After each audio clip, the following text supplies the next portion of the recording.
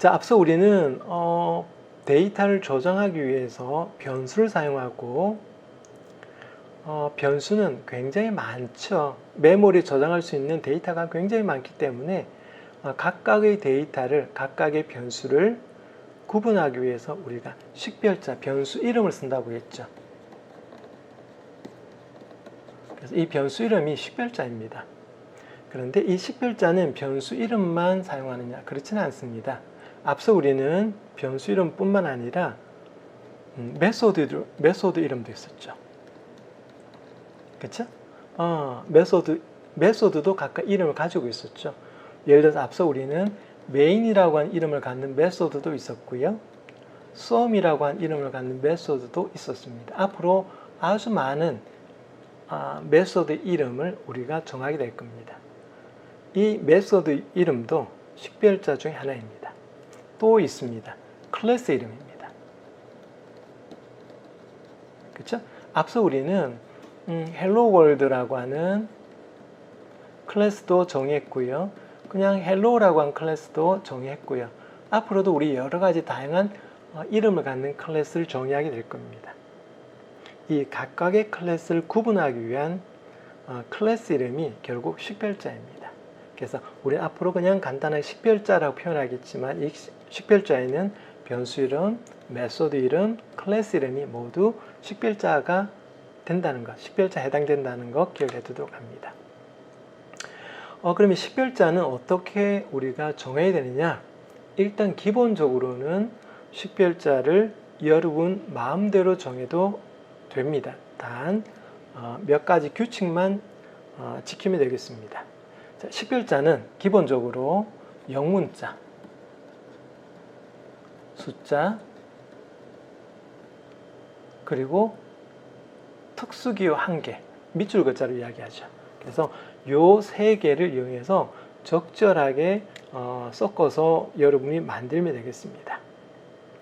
그럼 이 밑줄 글자를 우리가 보통 언더스코어라고 이야기하죠. 이 밑줄 글자를 제외한 나머지 특수 문자는 식별자에 사용할 수 없습니다. 그리고 자바에서 특별한 의미를 갖는 키워드들이 있죠. 이 키워드도 식별자로 사용될 수 없습니다. 예를 들어서 클래스를 정의할 때 사용했던 식별자 클래스, 정수 타입을 의미하는 int라고 하는 것도 식별자로 사용할 수 있는 키워드입니다. 앞서 나왔던 public이라고 하는 것도 키워드이고요. static도 키워드이고요. 우리가 다음 시간에 보게 되겠지만 반복문을 위한 for, while 이런 것들이 전부 키워드입니다. 이런 키워드들은 식별자로 사용할 수 없습니다. 그리고 또 하나, 식별자를 사용할 때 여러분이 첫 번째 글자는 반드시 영문자이거나 또는 밑줄 글자이어야 됩니다. 즉, 숫자는 식별자의 첫 번째 글자로 올 수가 없습니다. 그리고 식별자를 만들 때 한글을 되도록이면 사용하지 않도록 합니다.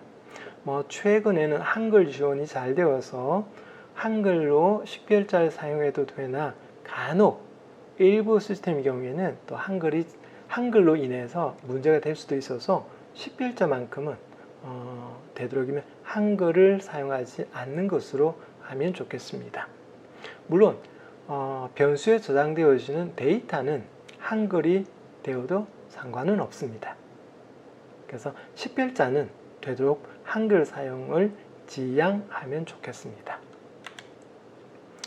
자, 그럼 요거는 이제 식별자를 우리가 만들 때 일반적인 규칙이고요. 그 다음에 식별자를 만들 때 반드시 지켜야 되는 규칙은 아니지만 자바 개발자들 사이에 일반적으로 지켜지고 있는 일종의 관습이 몇 가지가 있습니다. 그래서 우리가 앞으로는 다른 개발자들과 함께 작업을 할 기회가 굉장히 많기 때문에 이런 관습을 또 따라 식별자를 짓는 것도 좋겠습니다. 자, 먼저 클래스 이름은 대문자로 시작하면 좋겠습니다. 예를 들어서 클래스 이름을 지을 때 헬로 월드와 같이 짓기보다는 이렇게 대문자로 시작하면 좋겠다는 이야기입니다. 그렇죠? 이렇게. 그래서 클래스 이름은 일단 대문자로 시작하면 좋겠고요. 반면에 메소드나 필드 이름은 소문자로 시작하면 좋겠습니다. 예를 들어서 썸이라든지 뭐 메인이라든지 등등과 같이 됐고요. 그 다음에 식별자를 여러분이 만들 때 2개 이상의 단어로 구성하는 경우가 있죠. 그때 클래스 이름이 되었건 메소드 또는 필드 이름이 되었건 두 번째 단어의 첫 번째 글자는 대문자로 시작하면 좋겠습니다. 예를 들어서 헬로 월드 할 때 소문자로 하지 말고요.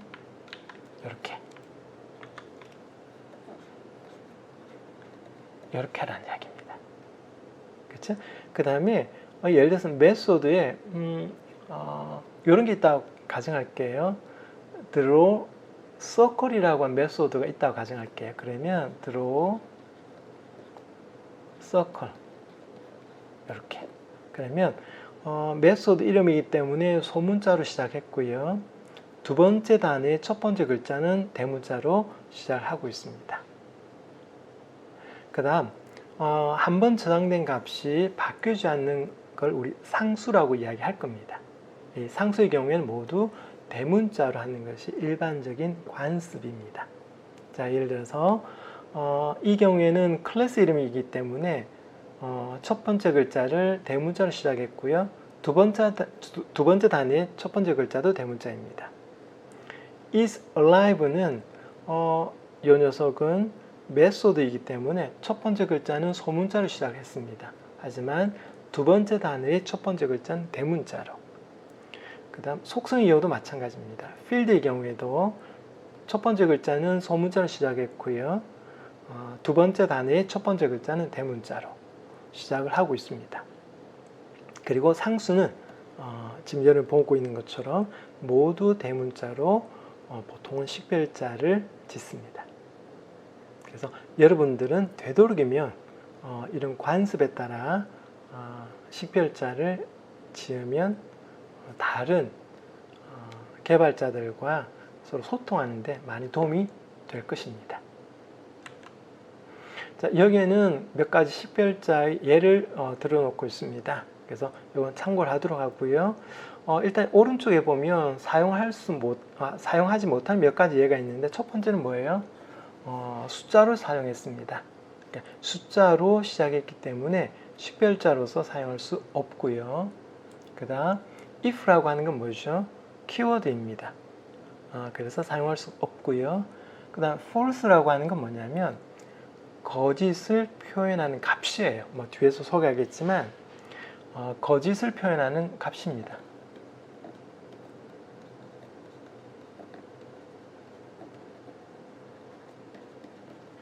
그래서 이 녀석도 식별자로 당연히 사용할 수가 없습니다. 자, 그 다음 null이라고 하는 게 나왔네요. 이 null은 뭐냐면 진짜 아무것도 없는 거예요. 아무것도 없다라는 의미를 갖는 키워드입니다. 이것도 역시 키워드이기 때문에 식별자로 사용할 수 없습니다. 그 다음 이 녀석은 허용되지 않는 특수기호이기 때문에 식별자로 사용할 수가 없습니다. 그래서 식별자를 사용할 수 있는 것과 사용하지 못하는 것들을 여러분이 이렇게 구분을 하면 되겠습니다. 다음은 자바에서 제공해주는 데이터 타입입니다. 자, 여러분은 지금 화면을 보고 있는 이 문장들을 보면 많이 익숙할 겁니다. 자, 여러분에게 질문 하나 할게요. 포인트가 뭔가요? 변수를 위한 식별자죠. 근데 앞으로는 그냥 우리 변수명 또는 변수라고 하겠습니다. 자, 그럼 이 포인트라고 하는 이 변수에 저장할 수 있는 데이터는 뭔가요? 바로 앞에 나와 있네요. 정수값을 저장할 수 있습니다. 자, 동일하게 파이라고 하는 변수는 뭔가요? 예, 여기 나와 있는 실수값을 저장할 수 있는 변수입니다. 자, 여러분이 이 화면을 보는 것처럼 각 변수마다 저장할 수 있는 값이 모두 다릅니다. 예를 들어서 포인트라고 하는 변수는 정수값을 저장할 수가 있고요. 그 다음 파이라고 하는 변수는 실수값을 저장할 수 있습니다. 그리고 알파라고 하는 변수는 문자를 저장할 수가 있고요. 이처럼 각각의 변수마다 저장할 수 있는 데이터 종류가 모두 다릅니다. 그리고 이 저장되어지는 데이터 종류를 우리는 데이터 타입이라고 이야기를 합니다. 결국 우리가 이야기하는 데이터 타입은 자바라고 하는 프로그래밍 언어에서 저장하고 또 처리할 수 있는 데이터의 종류를 의미합니다. 예를 들어서 앞서 우리 포인트였나요? 네, 이 포인트라고 한 변수에 무엇을 저장할 수 있죠? 정수값을 저장할 수가 있고요. 그리고 이 정수값은 자바에서 여러 가지 연산해서 사용할 수가 있습니다. 이처럼 자바에서 저장하고 처리할 수 있는 데이터 종류를 우리 데이터 타입이라고 이야기하는데 자바에서 데이터 타입은 크게 두 가지 종류로 나누어집니다. 첫 번째는 기본 타입, 그리고 조금 생소한 용어입니다만 레퍼런스 타입이라고 하기도 하고 참조형이라고 하기도 합니다. 자, 그러면 우리가 조금 기억하기 수월하도록 한번 이렇게 그림을 그릴게요. 자바에서 이야기하는 데이터 타입에는 크게 두 가지가 있습니다. 이렇게 하나는 기본 데이터 타입, 또 하나는 참조형이라고 이야기하는 참조 레퍼런스 타입. 이렇게 기본 타입이라고 할게요. 기본 타입, 기본형이라고 할게요. 자, 크게 데이터 타입은 두 가지가 있습니다. 기본형과 참조형. 기억하기 어렵지 않죠? 네. 자, 그러면 기본형에는 무엇이 있는지를 한번 볼게요. 여기 여러 가지가 나와 있는데 조금 기억하기 수월하도록 또 한번 그려볼게요. 자, 데이터 타입에는 크게 두 가지가 있다 그랬죠. 기본형, 그 다음 참조형. 이렇게 두 가지가 있습니다. 기본형에는 다시 정수를 저장할 수 있는 데이터 타입이 있고요. 그 다음 실수를 저장할 수 있는 실수를 위한 데이터 타입이 있고요. 그 다음에 문자를 위한 데이터 타입이 있고요. 그 다음에 참과 거짓을 저장할 수 있는 논리형이 있습니다. 그래서 기본형에는 이 네 가지 데이터를 저장할 수가 있는 거예요. 처리할 수가 있습니다. 정수 데이터, 실수 데이터, 문자 데이터, 그리고 논리형 데이터. 그쵸? 자, 근데 이제 정수에는 크게 또 있습니다. 네 가지가 있습니다. 우리가 잘 알고 있는 INT형 정수가 있습니다. 그 다음 또 우리가 잘 알고 있는 숏형 정수도 있고요. 그 다음 롱형 정수도 있습니다. 참고로 이렇게 각각 구분되는 게 뭐냐면 한 개의 정수를 저장할 때 사용되어지는 바이트 수를 가지고 구분을 합니다. 예를 들어서 우리가 일반적으로 이야기하는 INT형 정수는 4바이트를 씁니다. 그 다음 숏형 정수는 2바이트를 써요. 롱형 정수는 조금 차이가 있긴 한데 4바이트 또는 8바이트를 씁니다. 그 다음에 정수가 한 개가 더 있습니다. 어떤 게 있냐면 바로 바이트형 정수가 있습니다. 요거는 1바이트를 씁니다. 자, 이 중에 여러분이 시연어에서 배울 때 사용했던 INT형, 숏형, 롱형은 이미 사용해 봤죠.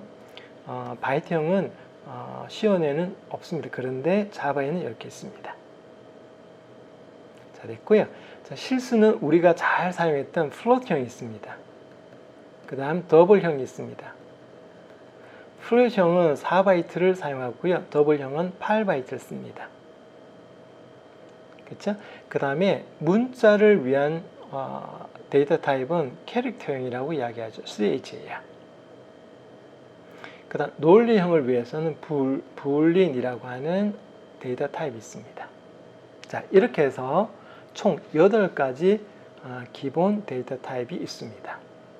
그런데 이 데이터 타입을 여러분이 그냥 기억하려고 하면 쉽지 않습니다. 그런데 지금 여러분 그림처럼 이렇게 기억을 하면 좀 수월합니다.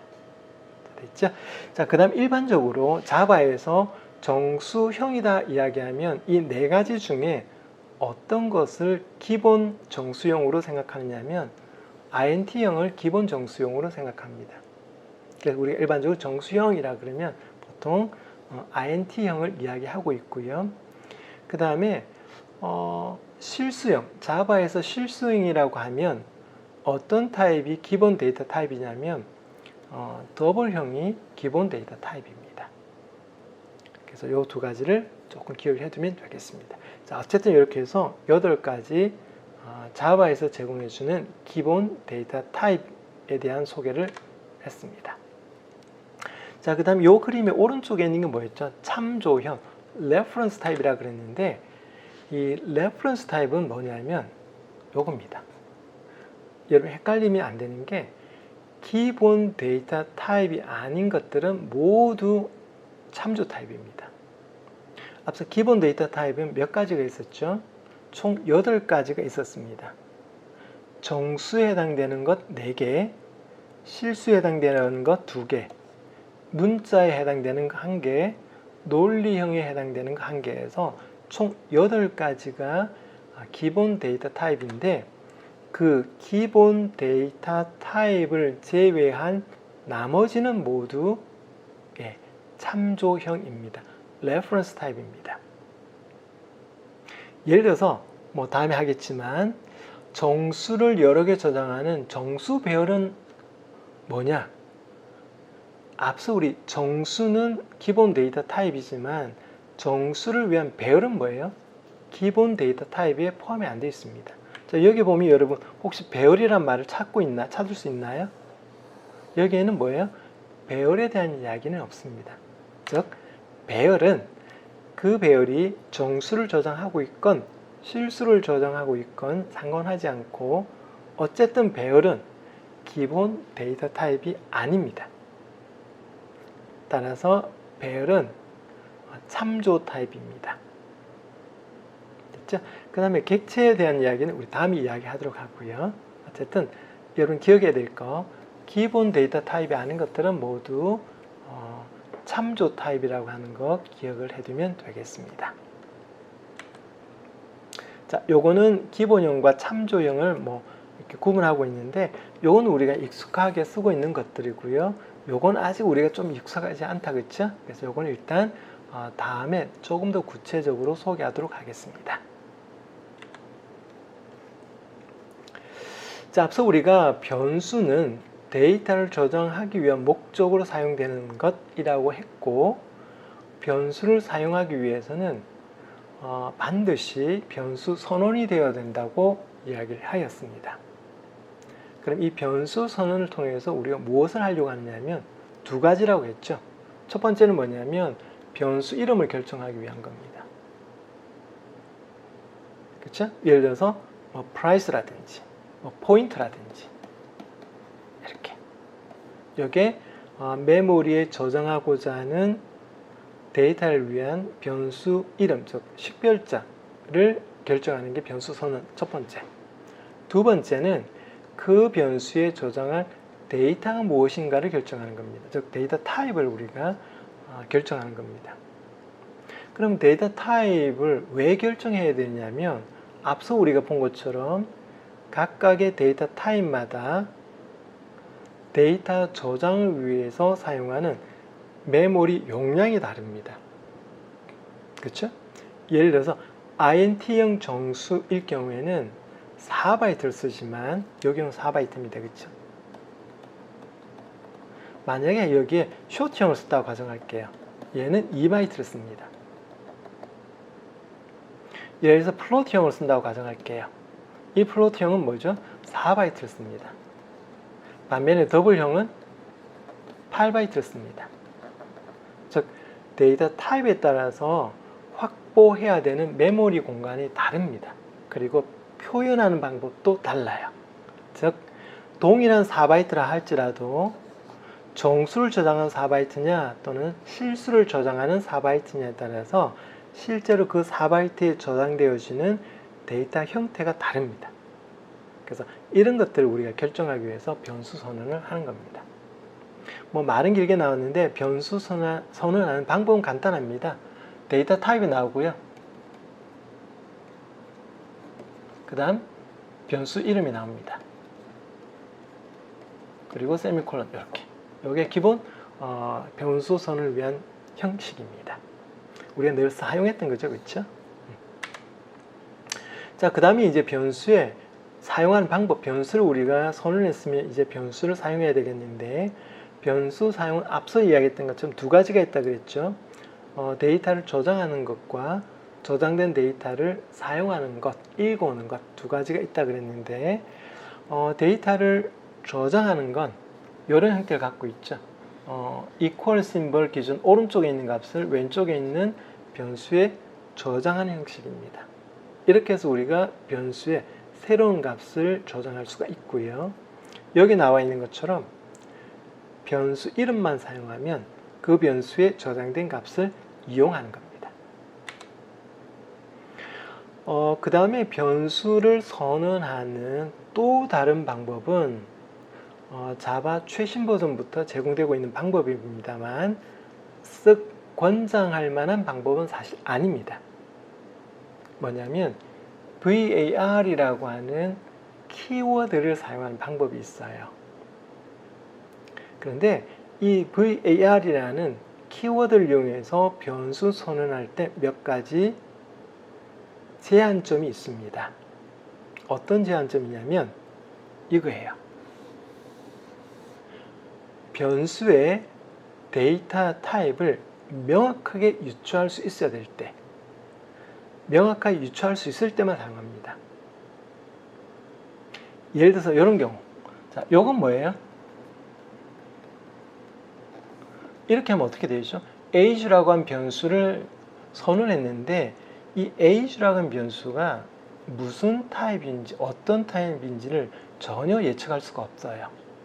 그렇죠? 이렇게는 쓰지 못한다는 이야기입니다. 근데 반면에 이렇게 하면 어떻게 되죠? age라는 변수인데 여기 20이라고 하는 정수값이 이렇게 초기화되었습니다. age라는 변수에 20이라고 하는 정수값이 초기화되었기 때문에 이 age라고 하는 변수는 뭐예요? 정수 타입이 되는 거예요.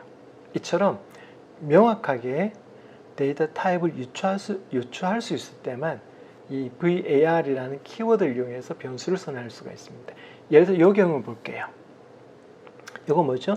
파이라는 변수에 3.14라고 하는 실수값을 초기화시키고 있습니다. 그렇다면 파이는 명확하게 실수 타입임을 우리가 확인할 수 있죠. 조금 더 구체적으로 이야기하면 이때 이 파이는 더블형입니다. 앞서 우리 실수의 기본 타입은 더블형이라고 그랬죠.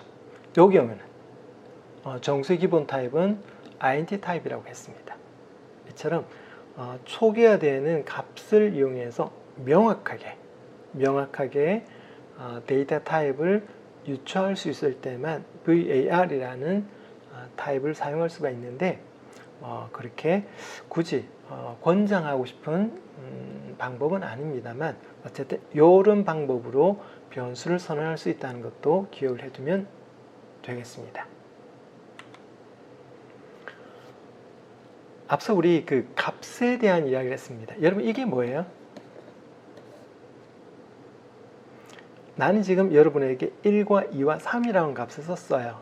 그럼 여러분은 이 값, 얘가 뭐냐라고 물어보면 분명히 123이라고 답을 할 겁니다. 왜 이게 123이라는 값이 되었어요? 바로 이게 뭐예요? 우리가 생각하는 123이라고 하는 값을 나타내는 방법이기 때문에 그래요. 그리고 이것을 우리가 뭐라고 이야기하냐면 리터럴이라고 이야기합니다. 값을 표현하는 방법을 우리가 리터럴이라고 이야기합니다. 이건 뭐예요? 우리가 생각하는 123이라고 하는 값을 나타내기 위해서 이렇게 쓰는 거예요. 자, 여러분에게 원주율에 해당되는 걸 한번 써봐라 그러면 어떻게 하죠? 이렇게 씁니다. 그쵸? 3 다음에 점 찍고요. 14를 씁니다. 이게 뭐예요? 3.14라고 하는 실수를 표현하기 위한 방법이에요. 그쵸? 여기 바로 리터럴이 되는 거예요. 그쵸? 여기 있는 것들이 그런 리터럴에 해당되는 것 기억해 두면 되겠고요. 우리가 조금 보기 어려웠던 리터럴이 뭐냐면 참과 거짓을 나타내는 리터럴입니다. 바로 여기 있습니다. 소문자로 true 그리고 false라고 적혀있는 이 녀석은 각각 참과 거짓을 표현하기 위한 리터럴입니다. 당연한 것이 이 값과 얘는 반드시 구분이 되어야 됩니다. 이거 뭐죠? 참을 나타내는 리터럴입니다. 이 녀석은 TRUE라고 하는 4개의 문자로 구성되어 있는 문자열입니다. 그래서 이 녀석은 논리 리터럴이 되는 거고요. 이 녀석은 문자열인 거예요. 그렇죠? 그래서 이건 여러분이 반드시 구분을 해야 되겠습니다. 그 다음에 한 가지 더 언급을 하면 정수를 표현할 때 일반적으로 우리가 십진수를 쓰죠. 그래서 우리가 일상적으로 쓰는 십진수의 경우에는 특별한 표현 없이 그냥 쓰면 됩니다만 만약에 16진수를 써야 될 경우에는 0x로 시작합니다. 그 다음 2진수를 표현하고자 할 때는 0b로 시작을 합니다. 그리고 8진수로 표현하고자 할 때는 그냥 0으로 시작합니다. 그래서 지금 모두 10, 10, 10, 10이 되어 있지만 맨 왼쪽인 이 녀석은 10진수 10이고요. 이 녀석은 8진수 10입니다. 이 녀석은 16진수 10이고요. 마지막 이 녀석은 2진수 10입니다. 그래서 진법에 따라서 정수 리터럴을 표현하는 방법이 조금 차이가 있다는 것도 기억을 해두면 되겠습니다. 그리고 문자의 경우에는 시어와 마찬가지로 단일 인용부호로 묶어 놓으면 이 녀석이 문자 리터럴이 됩니다. 문자열의 경우에는 이렇게 이중 인용부호로 묶으면 되겠습니다. 자, 어쨌든 이런 방법으로 우리가 값을 표현하는 리터럴을 쓸 수 있다는 것 기억을 해주면 되겠습니다. 자, 그 다음 앞서 우리 상수라고 하는 용어 잠시 나왔죠. 이 상수는 뭐냐면 변수는 새로운 값을 필요할 때마다 계속 저장할 수가 있습니다. 반면에 상수는 딱 한 번만 저장할 수가 있어요. 그리고 한 번 저장된 값은 새로운 값으로 변경할 수 없습니다. 그럼 자바에서는 어떤 방법으로 상수를 우리가 선언하느냐 하면 간단합니다. 맨 앞에 바이너리라고 하는 키워드를 쓰면 되겠습니다.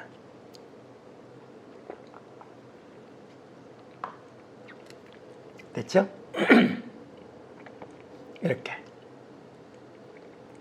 이렇게 하면 여기 나와 있는 price라고 하는 것은 정수값 10을 갖는 상수라는 의미예요. 그냥 이렇게 하면 어떻게 되죠?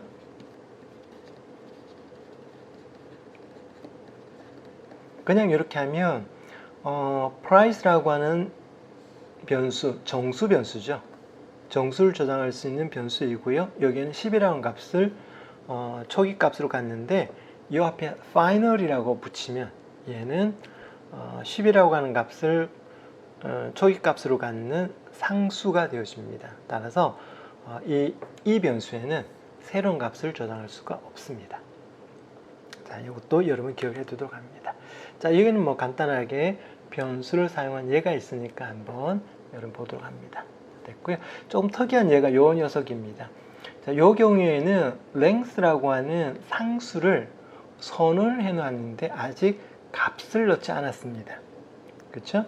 그래서 요 경우에는 length라고 하는 정수를 저장할 수 있는 상수를 선언만 해놨고 값을 저장하지 않았습니다. 앞서 우리 상수는 뭐라 그랬죠? 값을 한 번만 저장할 수 있는 녀석이라 그랬죠. 그래서 여기 보면 length라고 하는 상수에다가 80이라고 하는 값을 저장하고 있습니다. 요 뒤부터는 length에다가는 새로운 값을 저장할 수가 없습니다. 왜냐하면 length라고 하는 상수에 이미 80이라고 하는 값이 저장되어 있기 때문에 그렇습니다. 자, 요 경우에는 뭐 간단하게 여러분이 출력한 결과를 예측해 보도록 합니다. 5와 2가 있고요. 결국 5 나누 2죠. n이라는 변수 이름만 사용했기 때문에 n이라는 변수에 저장된 값을 의미하죠. 5. m은 뭐예요? 변수 이름만 사용했죠. 입니다. 그러면 5 나누기 2를 하면 우리는 암산을 하면 2.5죠. 그럼 실제로 2.5가 출력되는지 한번 확인해 봅니다. 그럼 왜 2.5가 아닌 다른 값이 나오는지도 한번 그 이유를 한번 생각해 보도록 합니다. 자, 이 데이터 타입은 우리 그냥 넘어가도록 하겠습니다. 이건 우리 다음에 같이 한번 하도록 할게요.